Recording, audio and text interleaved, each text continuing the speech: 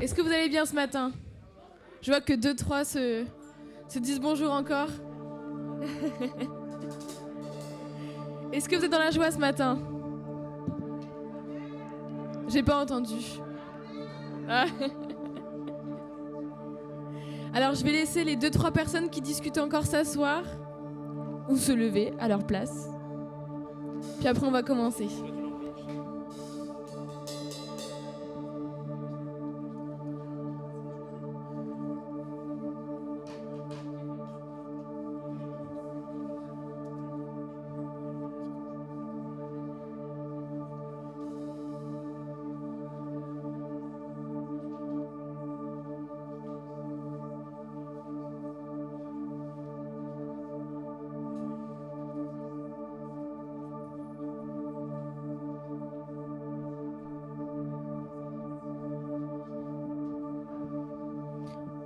Alors je réitère ma question, est-ce que ça va ce matin?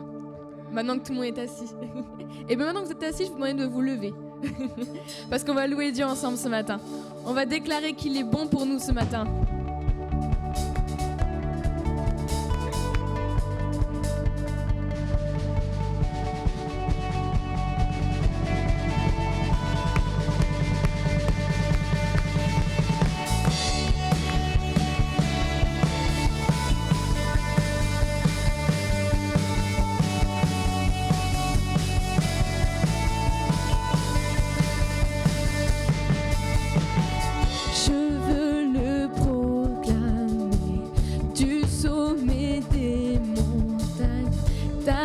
C'est sans limite, ta bonté sans égale, ta tendresse m'envahit, ta bonté poursuit, ton amour m'émerveille. Et je chante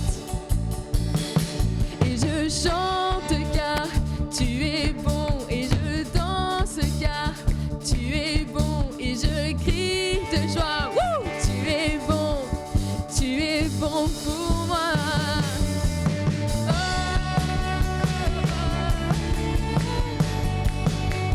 oh, oh.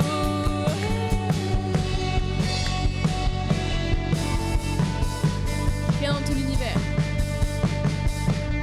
Rien dans tout l'univers. À toi ne se compare. Les océans, la terre sont reflets de ta gloire. Dans mes plus sombres nuits, ta splendeur m'éblouit. Ton amour m'émerveille. Et je chante car tu es bon, et je danse car tu es bon, et je crie de joie. Wouh! Tu es bon pour moi. Et je chante car tu es bon, et je danse car tu es bon, et je crie de joie. Tu es bon pour moi. Oh,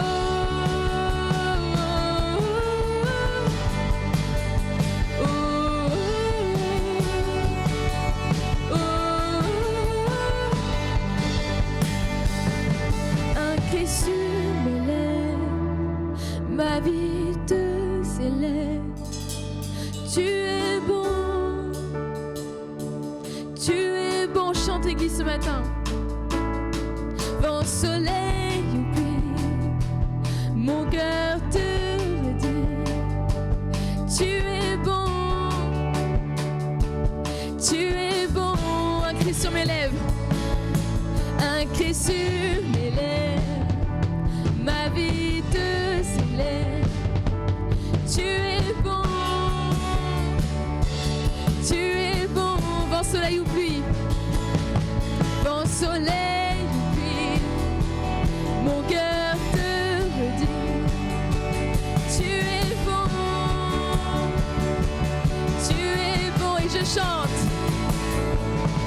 et je chante car tu es bon, et je danse car tu es bon, et je crie de joie. Wouh! Tu es bon pour moi, et je chante car tu es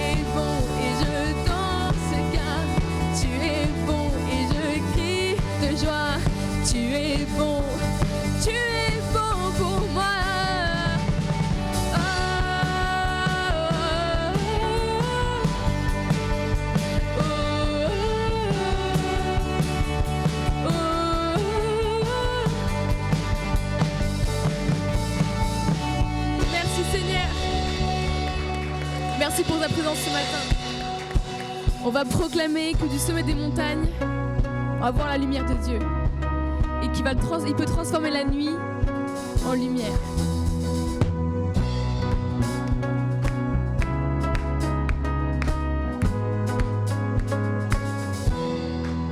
Partout sur terre, ta beauté nous éclaire quand tu es là. La nuit devient lumière, tu es le fleuve qui jaillit du désert et le chemin au milieu de la mer.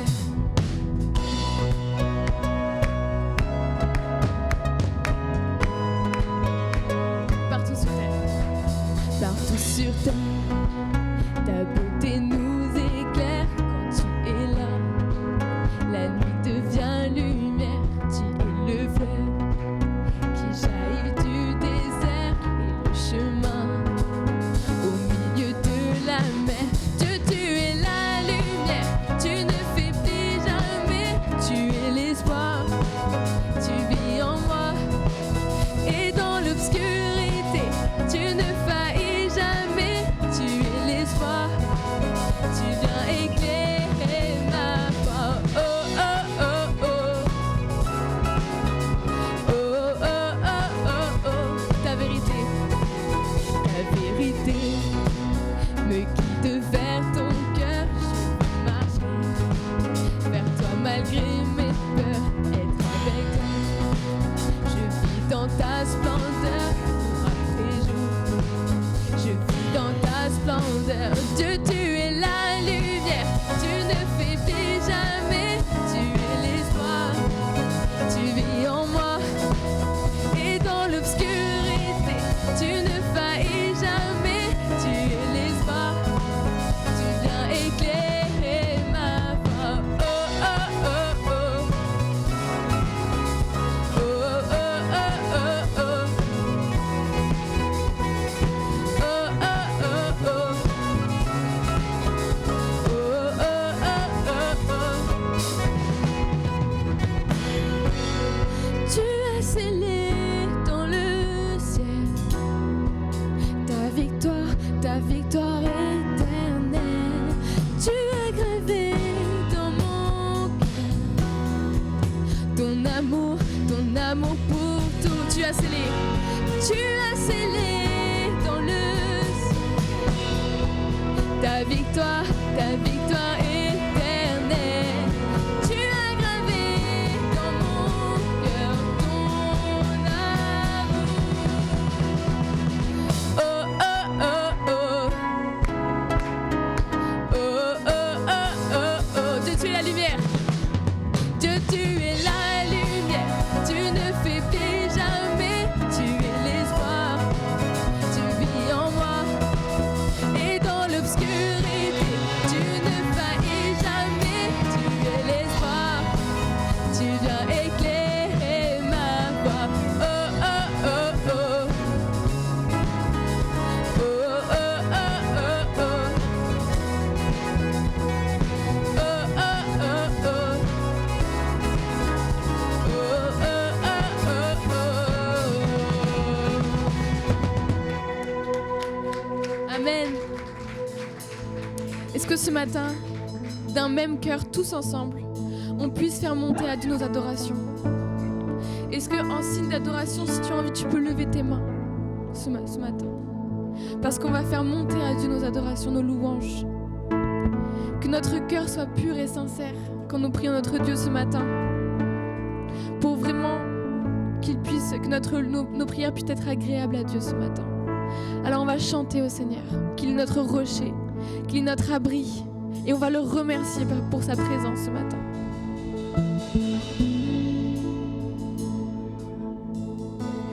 Oh Jésus, mon sauveur, Seigneur, nul n'est comme toi. Jour après jour, je te louerai, car ton amour est merveilleux. Mon abri, mon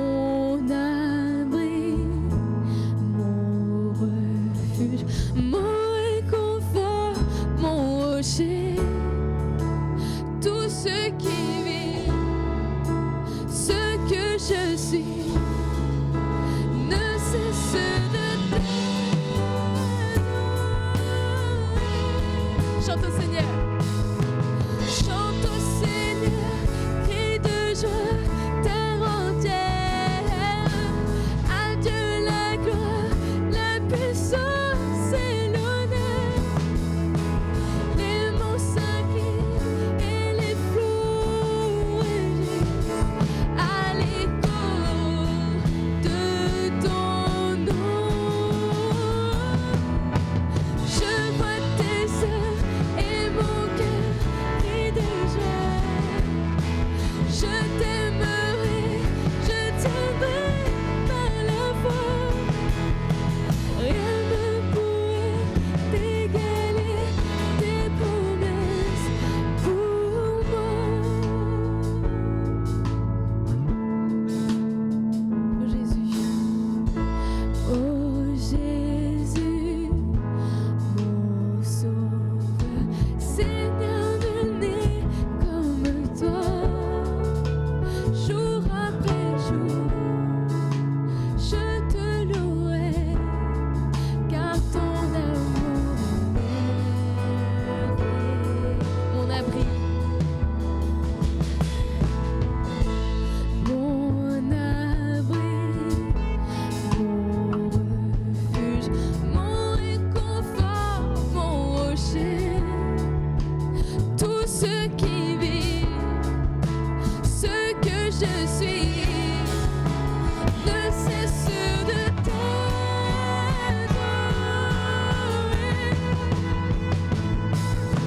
Chante au Seigneur, crie de joie, terre entière. À Dieu la gloire, la puissance et l'honneur. Les monts s'inclinent et les flots rugissent à l'écho de ton nom. Je vois tes œuvres et mon cœur crie de joie. Je t'aimerai, je tiendrai par la foi. Rien ne pourrait t'égaler, tes promesses pour moi.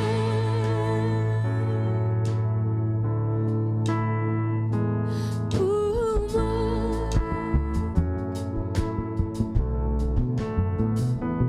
Pour moi.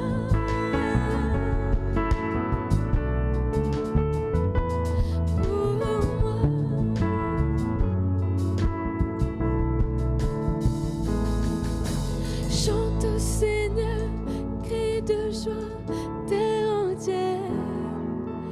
À Dieu la gloire, la puissance et l'honneur. Alléluia, Jésus. Les monts Amen, s'inclinent Seigneur. et les flots rugissent à l'écho Alléluia, Jésus.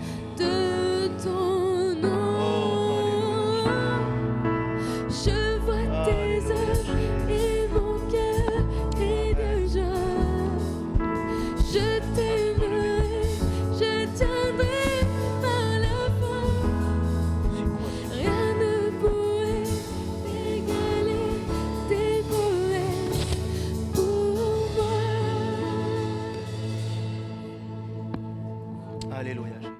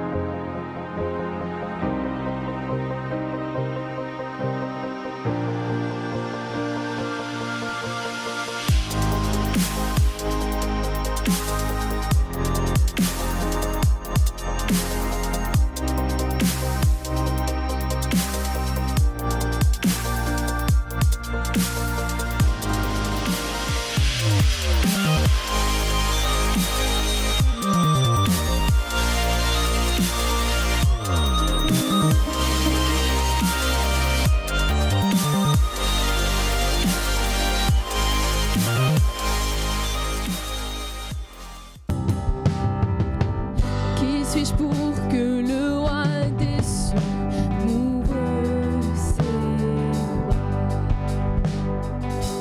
Perdu mais trouvé par sa grâce, son amour pour moi, son amour. Il m'a libéré.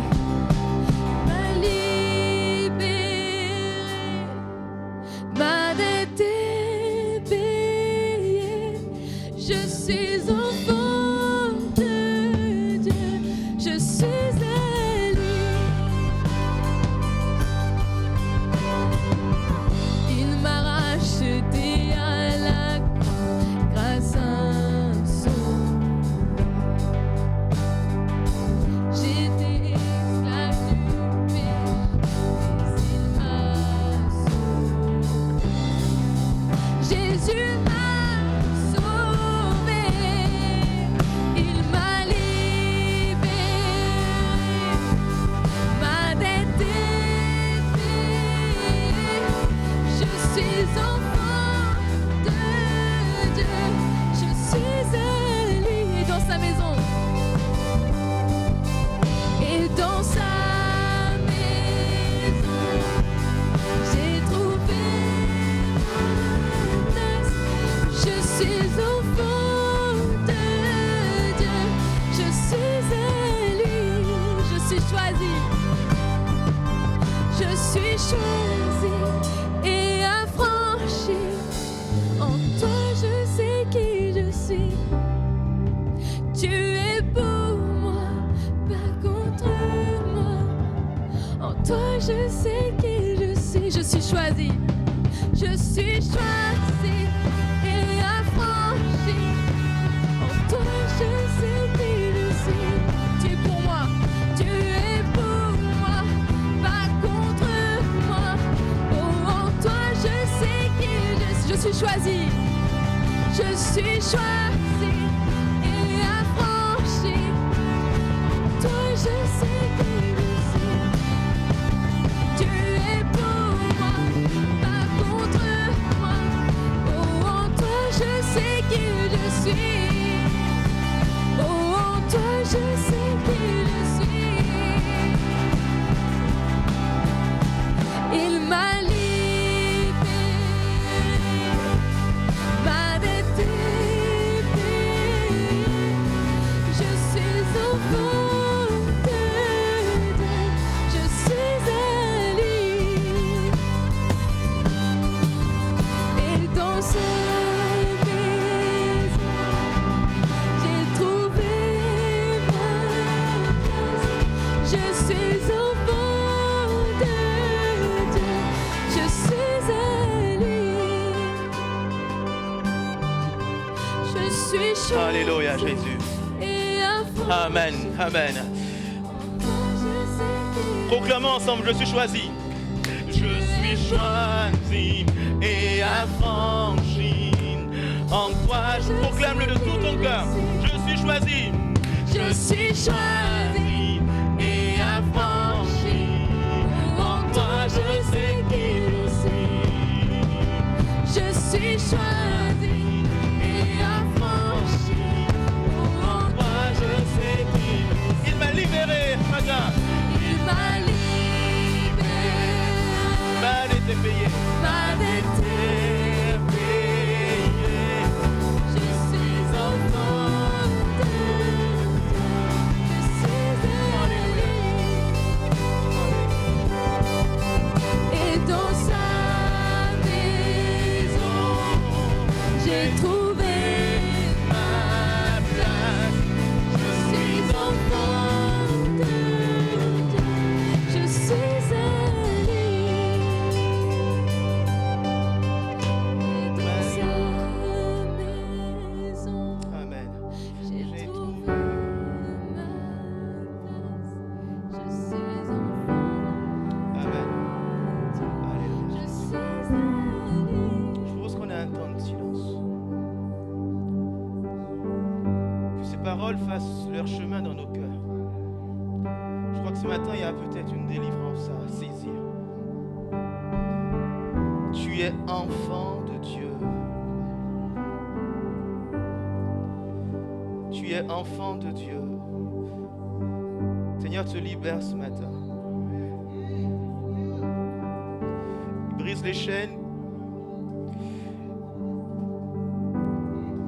Alléluia Jésus. Nos yeux sont fermés. Seigneur, brise les chaînes ce matin. Il brise les chaînes de la dépendance. Il brise les chaînes du péché. Il brise les chaînes ce matin. Ne demande pas pourquoi. La seule réponse que je peux te donner, c'est que Christ a vaincu le monde, il a vaincu le péché sur la croix, il a tout accompli, il a brisé les chaînes. Alléluia. Dieu n'est pas contre toi. Dieu n'est pas contre toi. Oui, même si tu as péché, même si tu as fait des choses qui ne sont pas bien contre lui, Dieu n'est pas contre toi. Il veut que tu sois son enfant ce matin. Alléluia, Jésus. Il m'a libéré,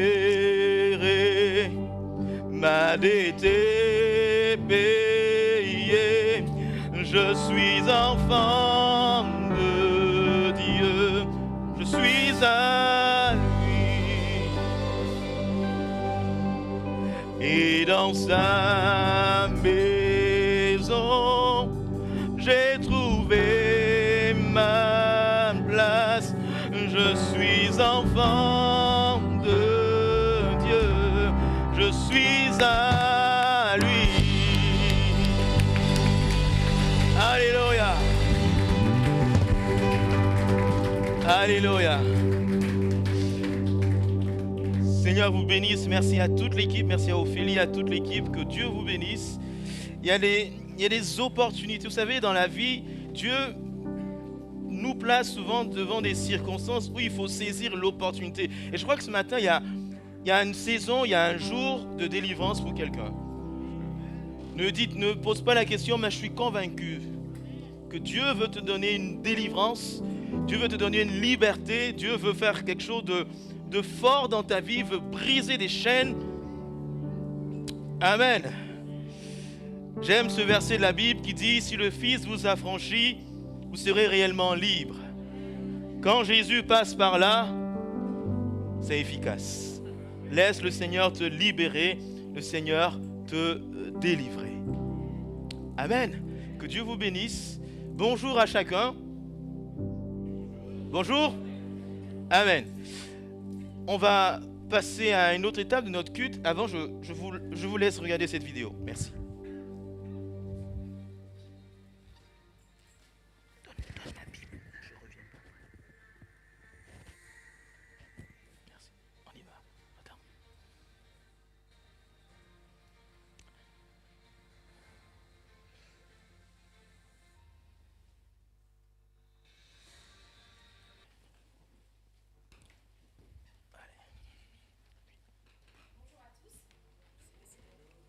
Vous m'entendez? Oui. Alors, ça fait déjà, c'est le 3e dimanche aujourd'hui que vous pouvez visionner la vidéo que vous venez de voir à l'instant.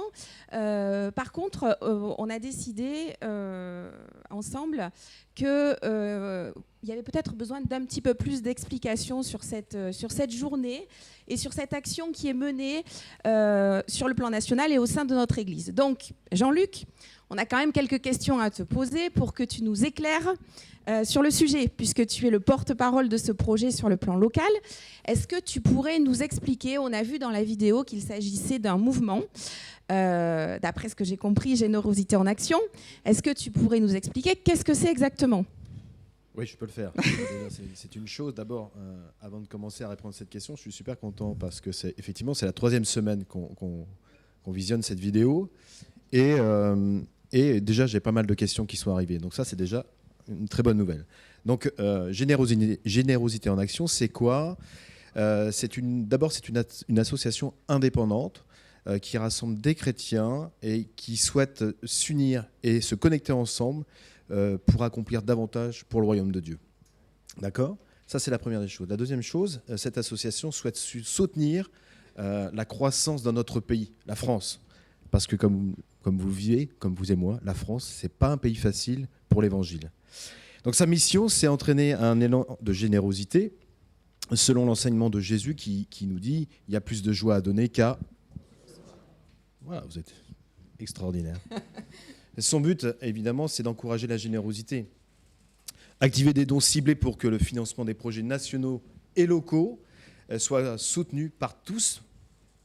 Et pour que ce soit plus rapide, eh bien, on a des moyens tels que l'événement qu'on va créer le 4 qui vont être créés, et aussi des moyens informatiques, Internet, qui sont assez importants. Alors, Générosité en Action, j'ai bien compris, c'est une association, mais qui compose réellement cette association ?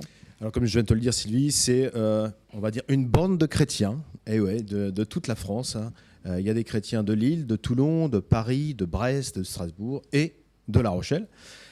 Et avec ce groupe de chrétiens, eh bien, nous sommes soutenus par des organisations ou des fondations étrangères, chrétiennes aussi, qui souhaitent que la France puisse bénéficier de cette générosité. Parce que cette journée qui est créée pour la première fois en France, le 4, c'est une journée qui existe dans plusieurs pays en Europe et dans le monde.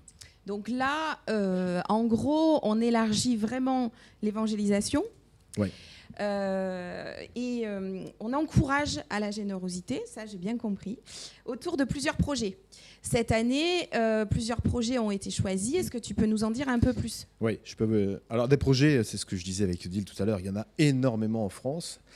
C'est une chose. Donc pour créer cet événement, il a fallu qu'on en cible 3. Nous en avons ciblé 3. Le premier, c'est la Mission Intérieur Nord. Pourquoi la Mission Intérieur Nord ? Parce que la Mission Intérieur Nord va soutenir des églises qui sont en difficulté pour payer des salaires à des pasteurs, etc., etc. On sait ce que c'est qu'à La Rochelle, on a été soutenu. Le deuxième, c'est la jeunesse, avec les DNJ ou Move, hein, c'est le nouveau terme, je crois. Move. La jeunesse, dans notre pays, a besoin de soutien, a besoin de créer des événements, et si on ne les aide pas, ça va être compliqué. Donc ça, c'est le deuxième projet. Et le troisième, c'est le but aussi de cet événement, c'est soutenir un projet local. Donc le projet local, il a été écrit, il a été diagnostiqué et écrit. Alors et, attends, n'en dis pas trop, parce que je pas pense trop. que tu as assez parlé. On va donner la parole à Emmanuel. Moi, la question que j'ai à te poser, Emmanuel, c'est est-ce que notre Église va être ou est partenaire de ce projet-là ? Amen, oui. Et partenaire de cette association. Oui.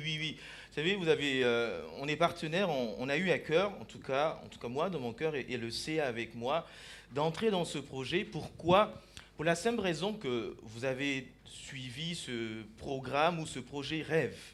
Il y a eu une audition qui a été faite avec plusieurs pôles de l'Église pour savoir quelle Église on veut.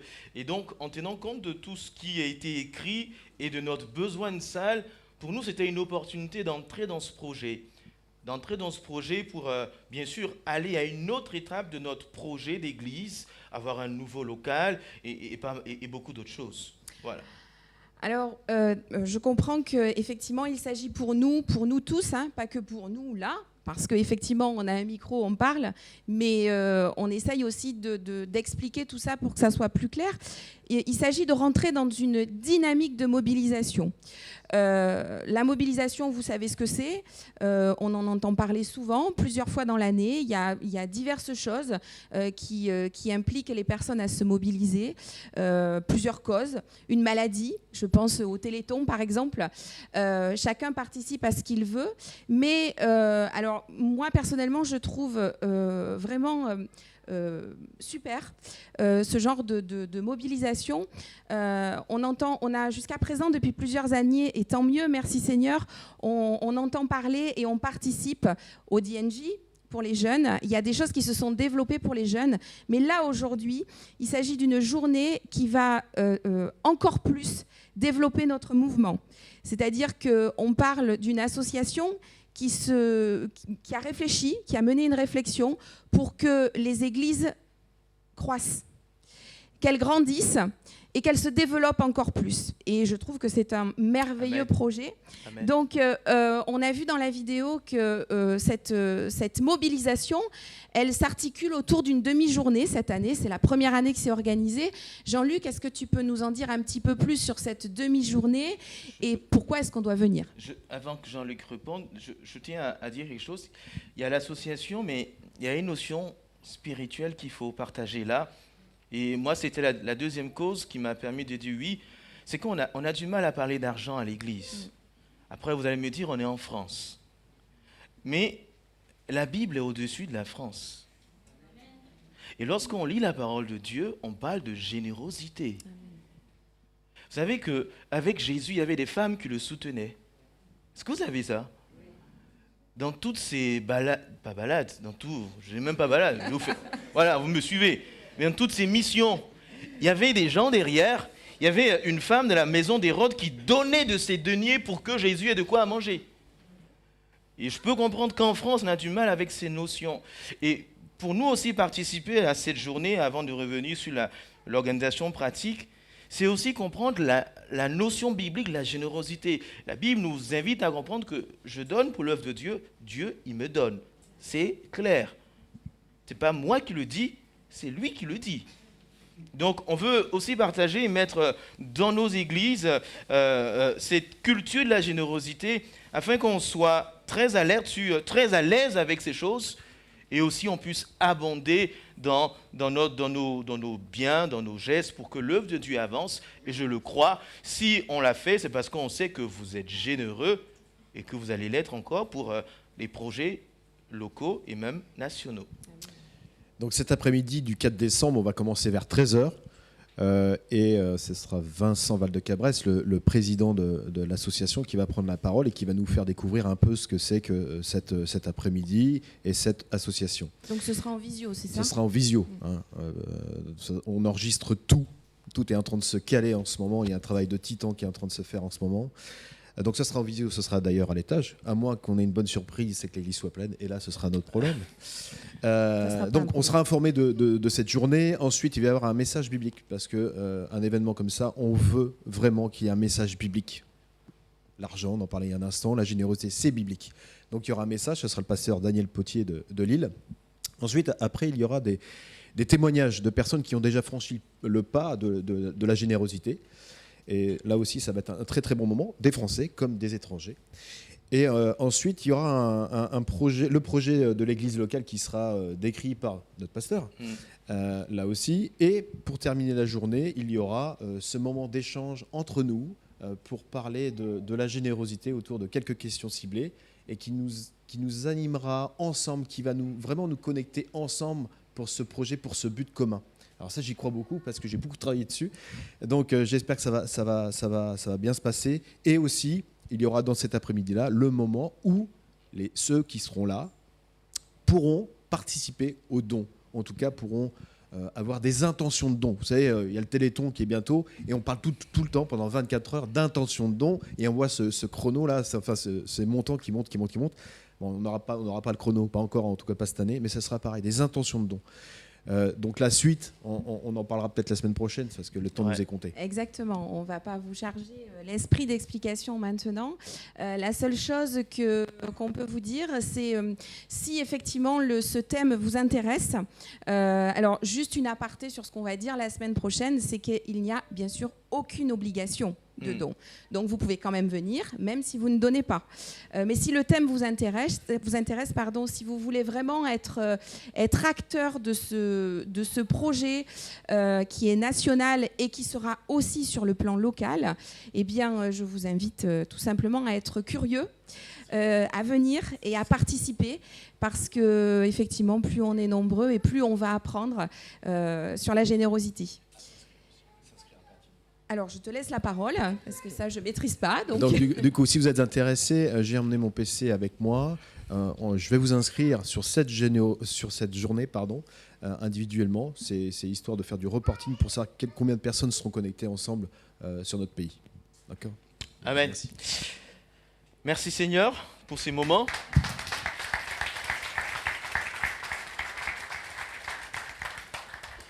La semaine prochaine, on reviendra vers vous avec d'autres éléments, toujours par rapport à cette journée, certainement avec des questions que vous aurez à poser à moi, à Sylvie, à Jean-Luc ou aux autres membres du CA. Voilà, on veut que ce soit une dynamique d'église parce qu'on a de belles choses à vivre. On veut avoir un nouveau local. Qu'est-ce que vous en pensez? Ça, c'est nécessaire. Amen. Bon, ça va, il doit tenir encore quelques temps. En tout cas, on est heureux d'être là. On va prier pour que Dieu bénisse sa parole et Dieu bénisse aussi cette journée de la générosité que le Seigneur pourvoit comme il sait le faire. Seigneur, je te bénis pour ces moments. Merci pour tout ce qui a été partagé ce matin, Seigneur. Ces chants, ces thématiques abordées dans ces chants, Seigneur, la délivrance, la liberté, pour cette journée de la générosité qu'on veut organiser aussi. Tu bénis tout ce qui sera fait, mais tu bénis maintenant ta parole, Seigneur. Maintenant, parle à nos cœurs, vraiment parle à nos cœurs. Tu as commencé à le faire. Et conduire ces moments pour la gloire de ton nom. Béni sois-tu, Jésus. Amen.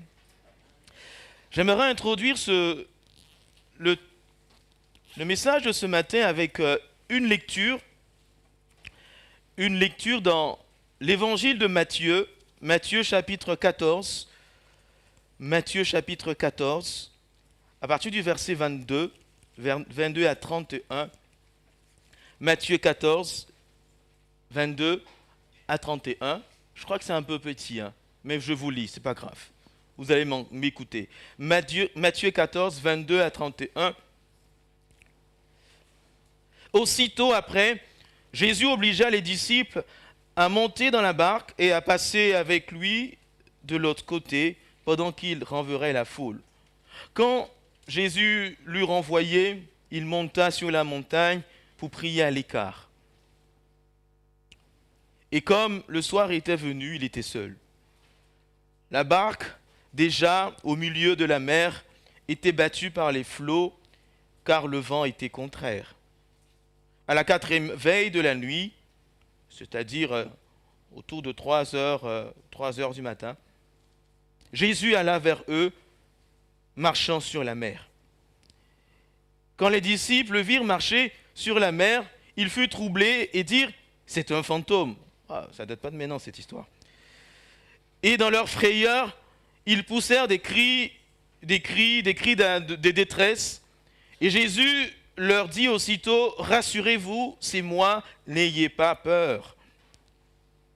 Pierre lui répondit « Seigneur, si c'est toi, ordonne que j'aille vers toi sur les eaux. » Et Jésus lui dit « Viens ».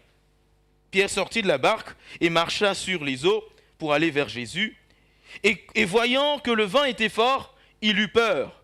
Et comme il commençait à enfoncer, il s'écria « Seigneur, sauve-moi ». Aussitôt le Seigneur étendit la main, le saisit et dit « Homme de peu de foi, pourquoi as-tu douté ?» Amen. Le thème de mon message ce matin, c'est « Quand sur ma route vient le doute ». Quand sur ma route vient le doute. Cette histoire qu'on vient de lire est une histoire, je dirais, extraordinaire. Un homme comme nous, Pierre, va vivre quelque chose d'extraordinaire. Il va marcher sur l'eau, il va marcher là, il va vivre un miracle, il sera dans cette dynamique du miracle et quelque chose va arriver subitement. Il va commencer à s'enfoncer parce que voyant l'eau bouger en dessous de lui, c'était pas nos petites rivières qui sont toutes calmes là, c'est pas la Charente, non, c'est la mer, c'est l'océan. Avec les vents, les flots, voilà. Et l'eau en dessous de lui va commencer il va voir tout ça, et avec des vents contraires, il va avoir peur, il va s'enfoncer. Mais ce qui m'a interpellé dans ce texte, c'est que Jésus lui pose la question, pourquoi as-tu douté? Il ne dit pas, pourquoi tu as eu peur? Il ne dit pas, pourquoi tu ne m'as pas regardé? Pourquoi as-tu douté? Pourquoi as-tu douté? Quelquefois, les situations extérieures de la vie, les choses, les vents contraires, nous amènent à douter. Amen. Nous amènent à douter. Pierre, c'était en voyant l'eau, en voyant les vents, nous amène à douter. Nous amène à nous remettre en cause, à douter.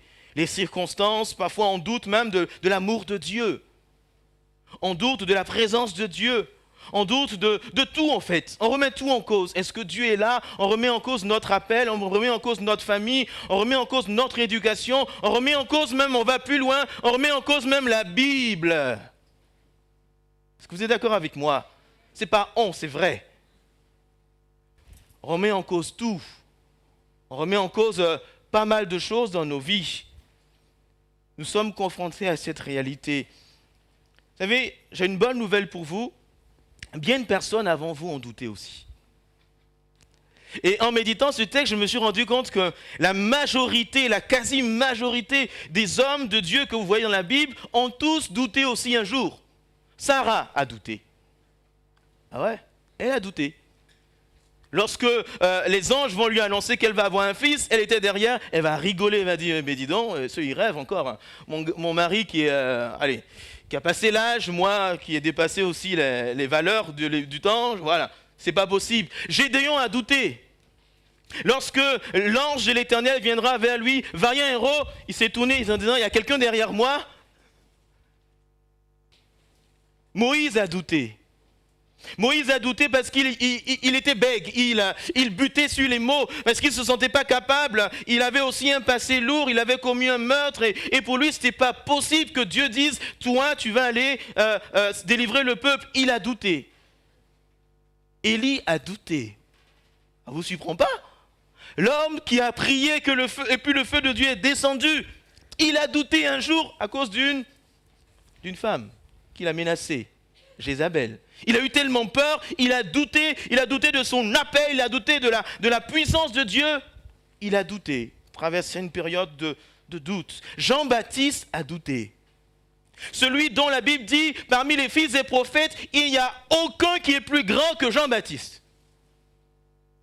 Le premier parmi tous ses disciples à croire que Jésus-Christ est le Fils de Dieu, c'était son cousin. Il a douté à une période. Lorsqu'il était en prison, il va envoyer ses disciples à Jésus pour dire, est-ce qu'on doit attendre un autre Messie? Parce qu'il a commencé à douter, est-ce que c'est vraiment lui? Marie, qui a porté Jésus dans son sein, a douté. C'est vrai? Vous ne savez pas, elle a douté. Comment ça va se faire? Et l'ange va dire, l'Esprit du Seigneur descendra sur toi. Jean-Baptiste, le papa Zacharie, le papa de Jean-Baptiste, a douté. Et un dernier que vous connaissez bien, Thomas. Thomas, l'un des plus proches, il a fait 3 ans avec Jésus. Il était là, il a vu Jésus dans tout. Il a vu Jésus là. Là, il était dans le bateau, hein. Il était là. Il a vu Pierre marcher sur l'eau. Il a vu Jésus multiplier les pains. Ça veut dire qu'on peut être dans l'église, on peut être là, chrétien, né de nouveau, et douter. Et lorsque Jésus va revenir d'entre les morts, il va dire, Thomas, regarde les trous dans mes doigts, crois. Je donne tous ces détails et tous ces exemples, et je peux en citer encore, pour dire que le doute est devenu un sujet presque tabou dans l'église ou dans nos vies.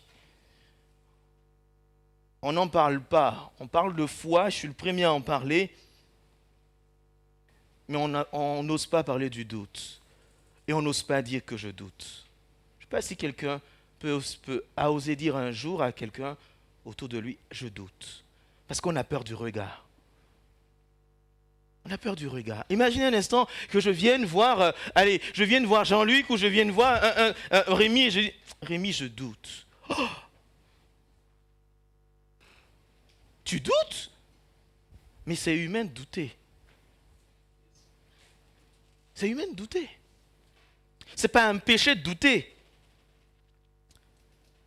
J'ai noté ces quelques expressions qui sont fortes. C'est ce chant que vous connaissez bien, tel que je suis, et on le chante, hein, tel que je suis sans rien. Il y a une partie, tel que je suis bien assis en proie au doute à chaque instant. Luto dehors, crainto dedans. Le doute fait partie de nos vies. Il y a des moments dans notre vie où nous doutons, où nous sommes là, nous nous posons de véritables questions. Ça ne va pas, on doute. Il y a une lutte, il y a une crainte au-dedans de nous. Une autre citation, c'est la citation de Spurgeon, cet homme de Dieu, qui dit ces paroles qui sont justes. Je pense que lorsqu'un homme dit « je ne doute jamais », il est temps pour nous de douter de lui.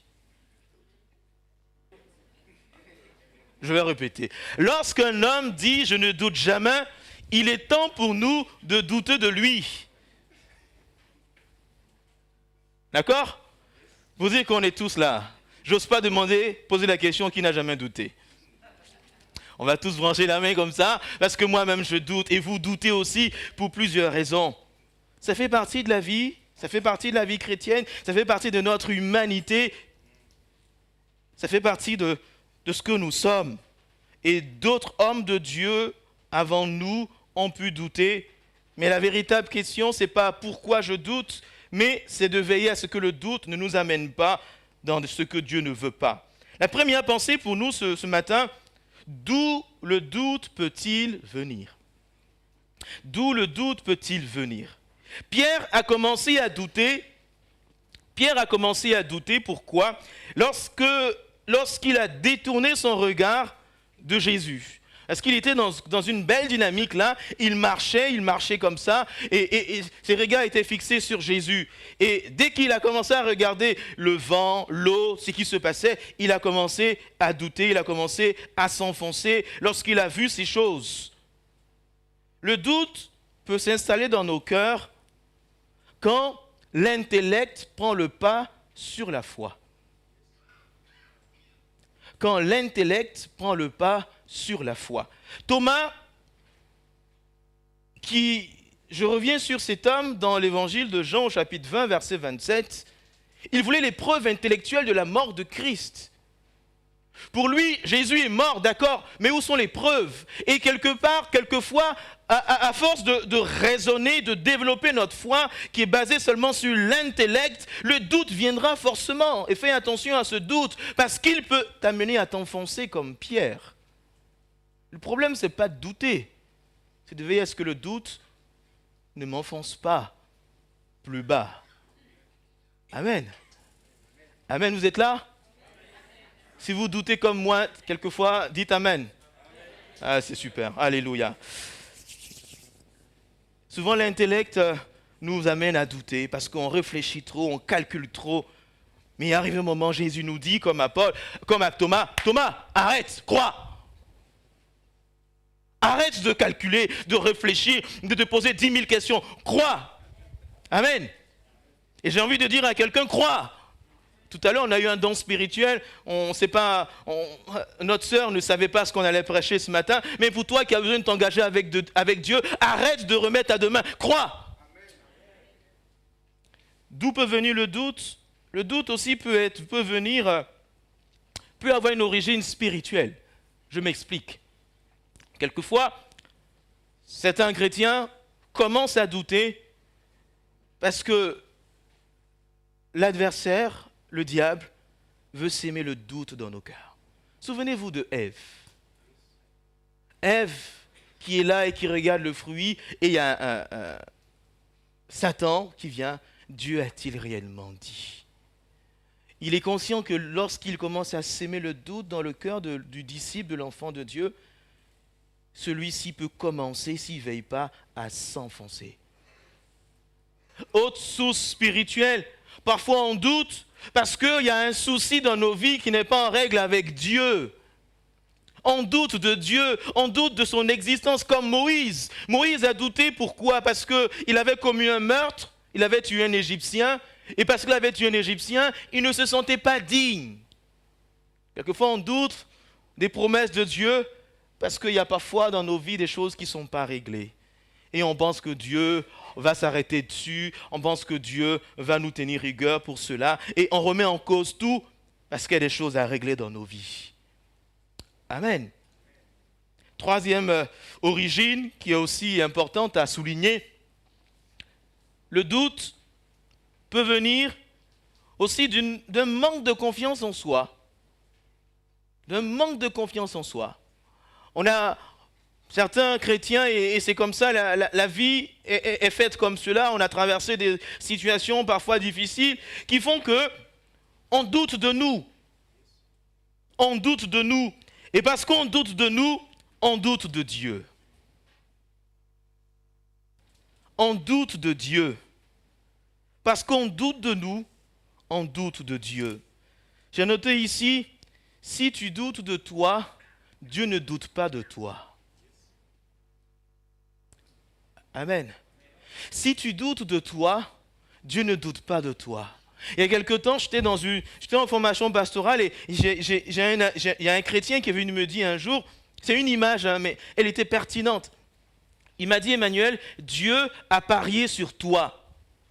Bon, il a utilisé ces mots pour dire que Dieu a misé sur toi. Il a fait une mise. Ne jouez pas à ça, hein, c'est pas bien. Mais dans son image, pour dire Dieu a vu le potentiel qui est en toi et toi, prends conscience que Dieu ne doute pas de toi. Nous, on peut douter de nous parce qu'on se dit, c'est comme ça. Mais Dieu, il ne doute pas de toi. Lorsqu'il est arrivé devant Moïse, il savait que Moïse bégayait. Mais il dit, c'est toi que je veux. Lorsqu'il a vu Gédéon, il savait que Gédéon était le dernier de sa famille. Mais il dit, vaillant héros. Gédéon a entendu vaillant zéro. Il dit, non, vaillant héros. Non, zéro. Héros, non, zéro. Il y a une lettre qui change. Mais une lettre qui change tout.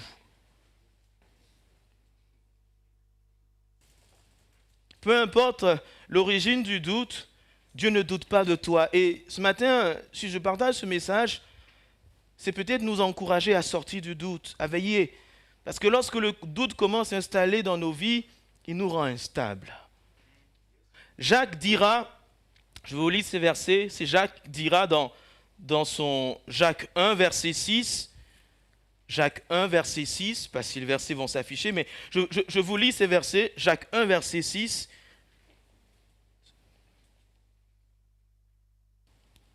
Mais celui qui demande avec foi sans douter, car celui qui doute est semblable au flot de la mer, agité par le vent et poussé d'un côté et de l'autre. Qu'un tel homme ne s'imagine pas recevoir quelque chose du Seigneur. C'est un homme irrésolu, inconstant dans toutes ses voies. Quand le doute s'installe dans nos cœurs, on devient instable.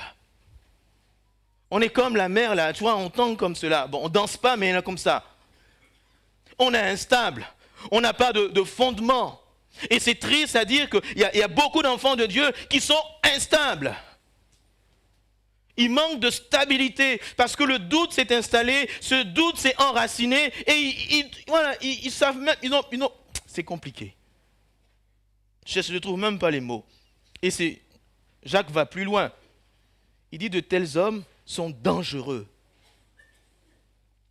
Parce que lorsqu'on doute, on communique son doute aux autres. Amen.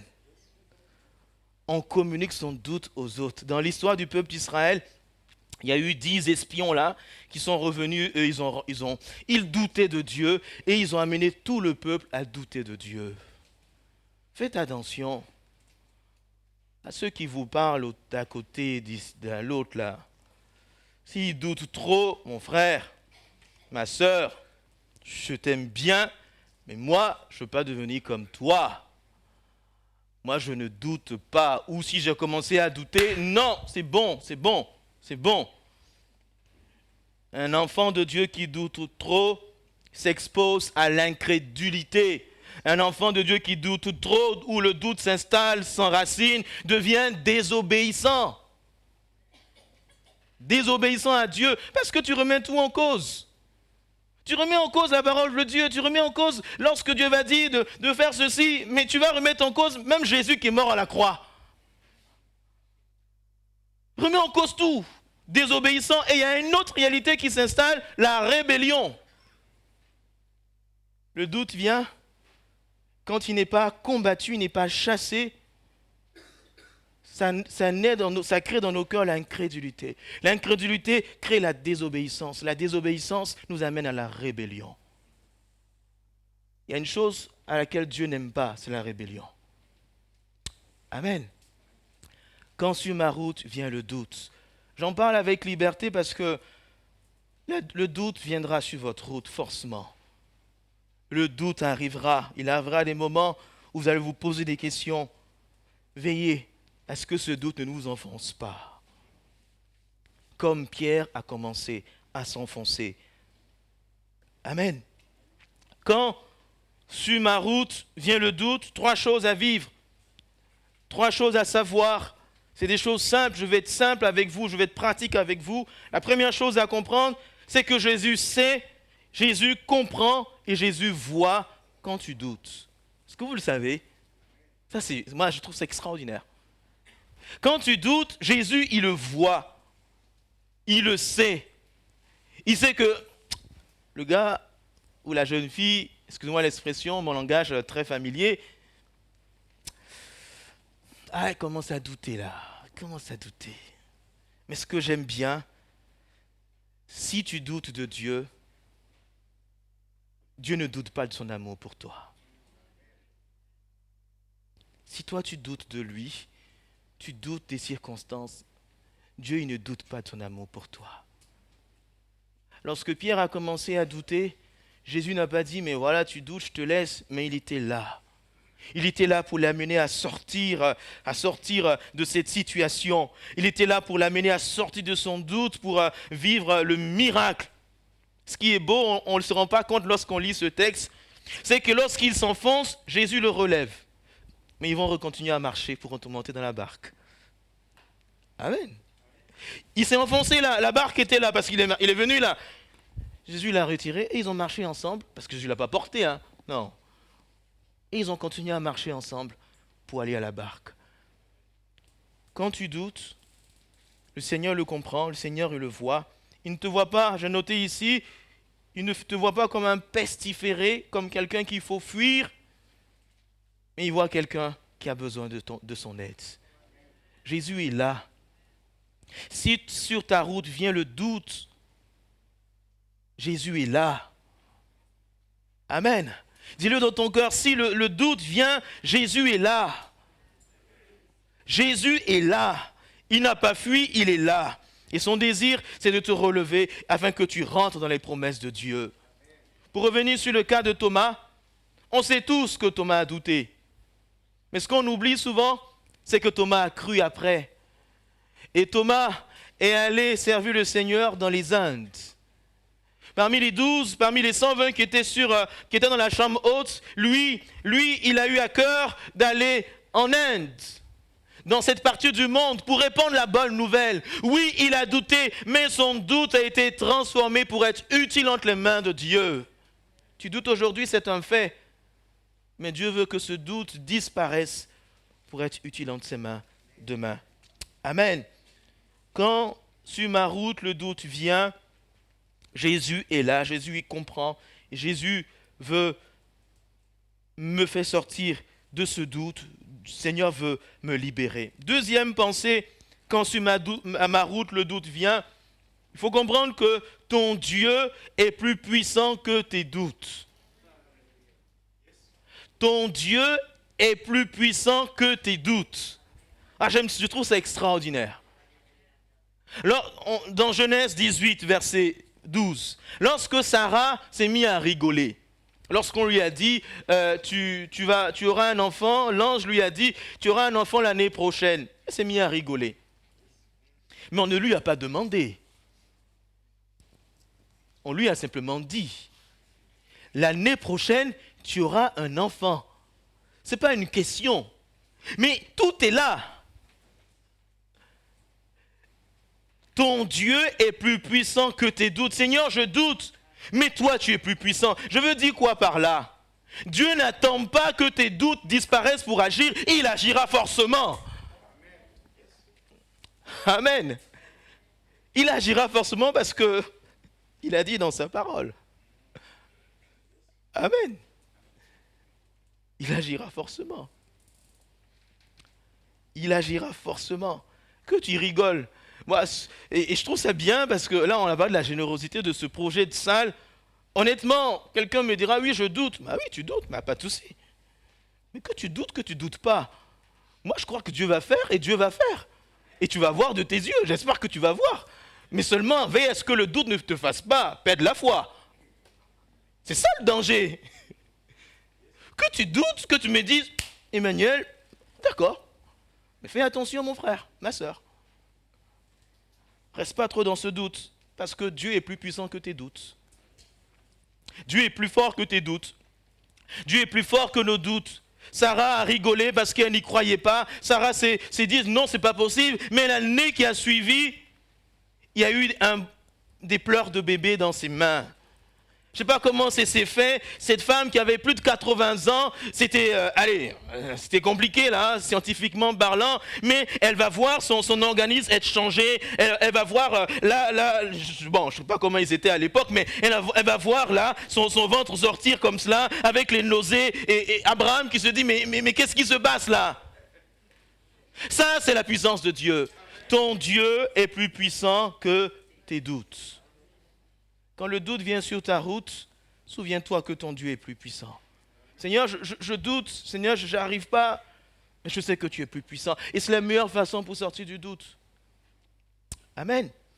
Que vraiment le Seigneur nous aide à le comprendre. Seigneur, tu es plus fort que mes doutes. Tu es plus fort que mes inquiétudes. Viens au secours de ma foi.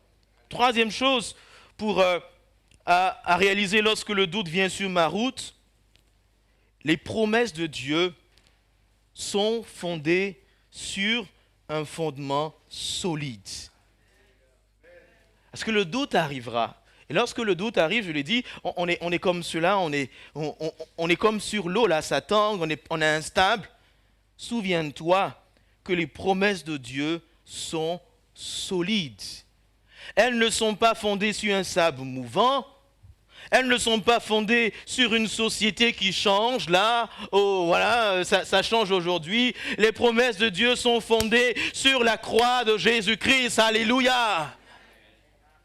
C'est en Christ que nos promesses sont oui et amen. C'est en lui, c'est lui le fondement de ma foi.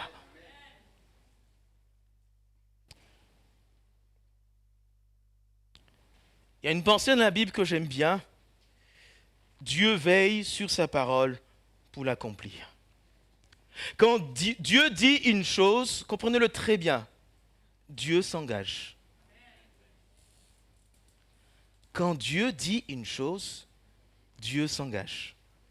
Si Dieu dit « je serai avec toi », il sera avec toi. Et quand Dieu s'engage, Dieu est toujours au rendez-vous. Quand Dieu dit une chose, Dieu s'engage. Pour Sarah, Dieu s'est engagé. Tu auras un enfant. Elle a eu son enfant. Un autre verset aussi que j'ai noté, le psaume 138, verset 2. « Je me prosterne dans ton saint temple, je célèbre ton nom à cause de ta bonté, car ta renommée s'est accrue par l'accomplissement de tes promesses. » En fait, ça veut dire quoi? Dieu se fait connaître aux hommes en réalisant ses promesses. Tu connaîtras Dieu encore et encore, oui, par la Bible. Tu vas le connaître encore et encore en vivant toutes ses promesses dans ta vie. Amen. En réalisant ses promesses. En réalisant ses promesses. Je termine ce message avec ce témoignage que j'ai vécu. L'équipe va me rejoindre. Je l'ai vécu il y a à peine 8 ans. Je priais le Seigneur pour me marier. J'aime parler de cela parce que ça me touche. J'ai vu la promesse de Dieu s'accomplir. Je priais le Seigneur pour me marier.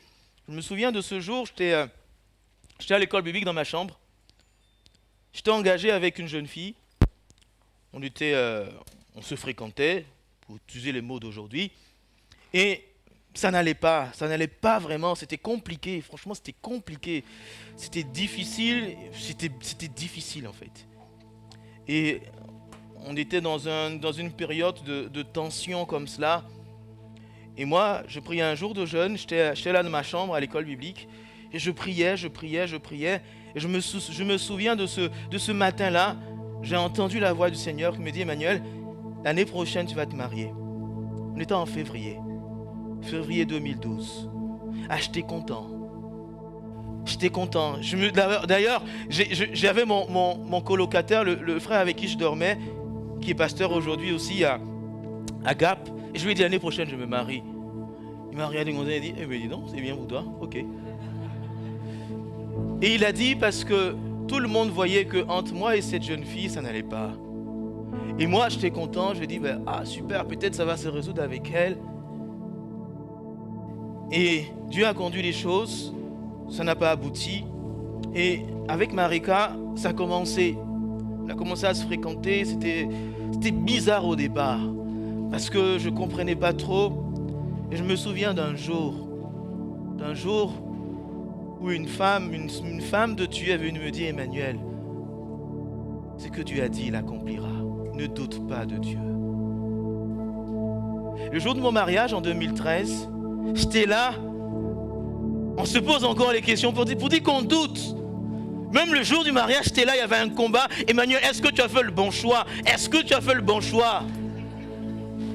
Est-ce que c'était pas l'autre? Est-ce que tu as fait le bon choix? Et j'étais là, j'étais habillé, hein, déjà tout était déjà prêt. On avait rendez-vous à midi à la mairie. Mais il y a toujours, on a tellement entendu d'histoires comme ça. Est-ce que tu as fait le bon choix? Et dans mon cœur, j'ai dit, Seigneur, je peux douter de moi, mais je ne veux pas douter de toi. Je peux douter de moi. Ouais, parce que c'était pas. Je suis pas sûr. Je suis comme cela. Je veux les preuves. En plus, étant un peu matheux de formation, et c'est pas cohérent. Seigneur, je peux douter de moi, mais je veux pas douter de toi, parce que tu es plus fort que mes doutes. Tu es plus puissant que mes doutes. J'ai dit oui. Amen. Et s'il faut reprendre, je vais dire oui. Sur ta route, le doute va venir. Le doute viendra. Il y aura des périodes où tu vas te poser des questions. Mais Jésus est là. Ne laisse pas le doute créer un terrain qui va te pousser à t'enfoncer. Je le dis de tout mon cœur, Pierre s'est enfoncé. Si tu laisses le doute qui est dans ton cœur ce matin s'installer, tu vas t'enfoncer spirituellement et tu vas dégringoler comme cela. Ressaisis-toi. Jésus est là. Ton Dieu est là. Il te voit, il te comprend. Seigneur, aide-moi. N'oublie pas que Dieu est plus fort que tes doutes et que ses promesses sont solides. Quand ça ne va pas, dans mon foyer même, je reviens à lui. Seigneur, tu as dit. Je reviens sur le solide. Amen. Il est le rocher. Je ne sais pas si c'est solide, mais voilà. Si je tombe, je fais un autre baptême. Les gars me disent... Mais c'est vrai. Quand souvent c'est compliqué et que je doute, je reviens sur le solide. Et là, franchement, on se sent bien quand on est fondé sur les promesses de Dieu. Quand sur ta route vient le doute, Jésus est là. Il est plus fort, il est plus puissant que tes doutes. On va prier quelques instants. Alléluia Jésus. Alléluia Seigneur. Alléluia Seigneur. On aura tout à l'heure un chant qui est dans la pensée de ce message. Mais je fais cet appel. Peut-être tu es là, tu es comme Pierre. Tu es en train de t'enfoncer. Tu es en train de t'enfoncer. Tu es en train de t'enfoncer parce que, oui, il y a des vents contraires. Tu es en train de t'enfoncer parce que c'est difficile, parce que ça ne va pas, parce que les circonstances, tu n'arrives pas à comprendre. Tu as dépassé l'étape douter simplement. Tu es en train de t'enfoncer. La désobéissance même a commencé à s'installer dans ton cœur. La rébellion contre Dieu commence à prendre forme. Lève la main, on va prier avec toi. Jésus est là. Jésus est là. Ne le fais pas pour moi, fais-le pour toi. Parce que Dieu a des promesses pour toi. Ces promesses sont oui et amen dans ta vie. Je m'invite simplement à lever la main, on va prier ensemble. On va prier ensemble parce que Dieu est là, je le crois. Comme Sarah, Dieu veut te bénir, te rendre fécond. Comme Gédéon, il te dit vaillant héros.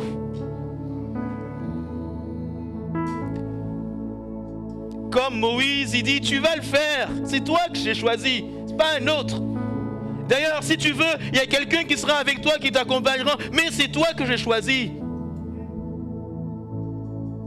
Lève la main, parce que tu es en train de t'enfoncer. On va prier ensemble. Jésus est là. Jésus est là. Levez les mains simplement. Nos yeux sont fermés. Levez, on va prier ensemble. On veut chasser le doute. On ne veut pas que le doute s'accroche à nos cœurs, mais que la foi de Dieu, la foi en Dieu s'installe au contraire. On va être esclave du doute, esclave de la peur. Mais nous voulons faire confiance au Seigneur. Seigneur, je te prie pour ces personnes qui ont osé lever la main, osé dire qu'ils doutent, qu'ils sont en train de s'enfoncer parce que c'est plus possible.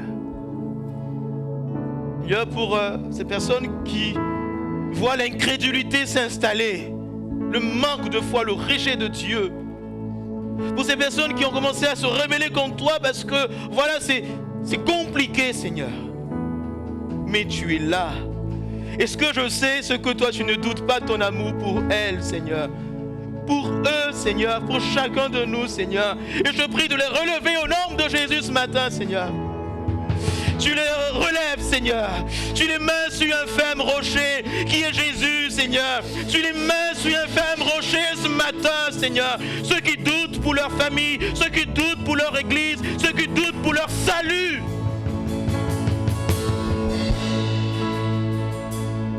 Qui doutent pour leur salut.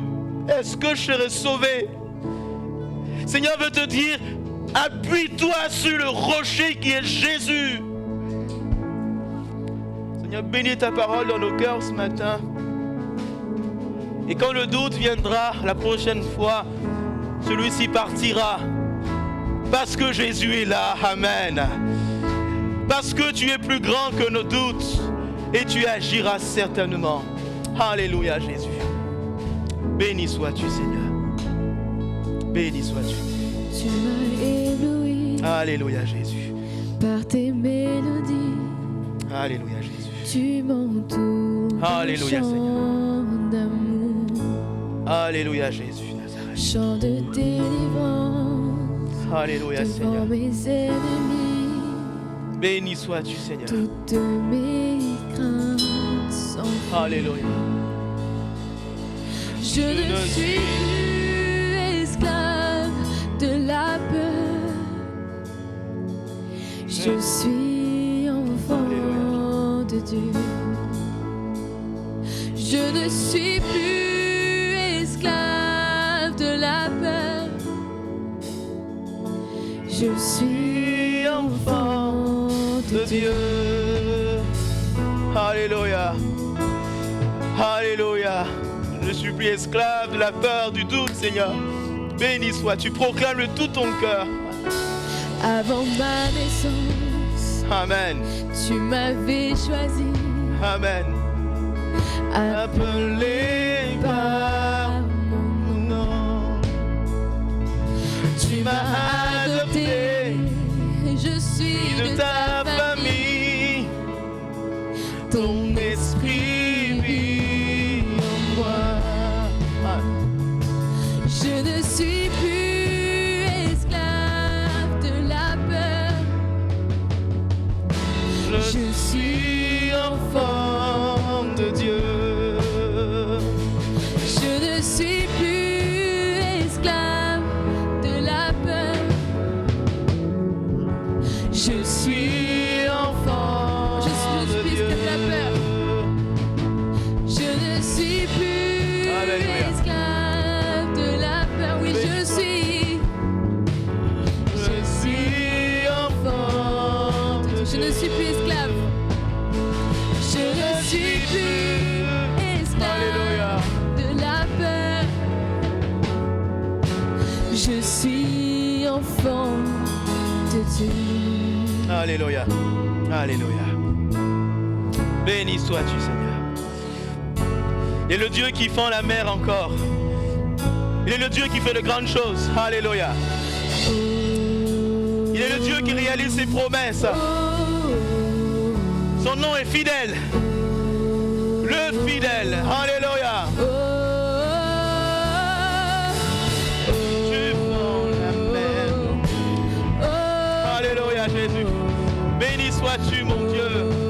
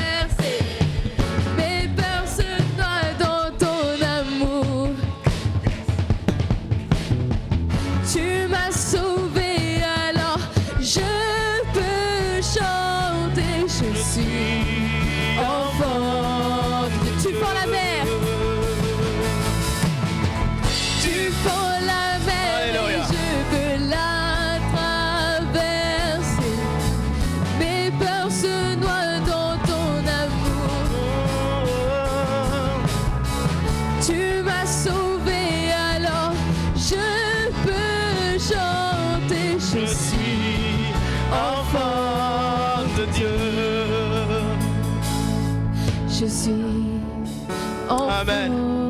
De Dieu. Alléluia.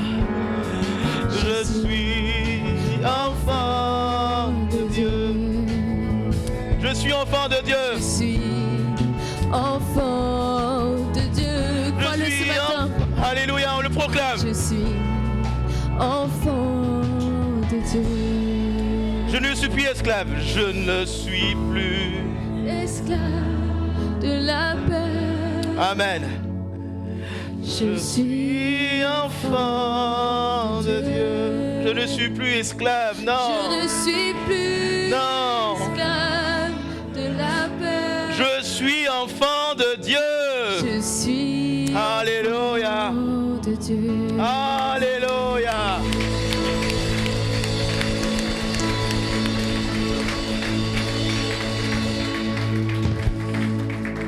Amen. Que Dieu vous bénisse. Nous sommes enfants de Dieu. Tu es enfant de Dieu. Plus esclave de la peur, plus esclave du doute. Je suis enfant de Dieu. Le Seigneur est là. Voilà, nos frères et sœurs feront passer le tronc ou le panier pour les offrandes. Je vous donne quelques annonces.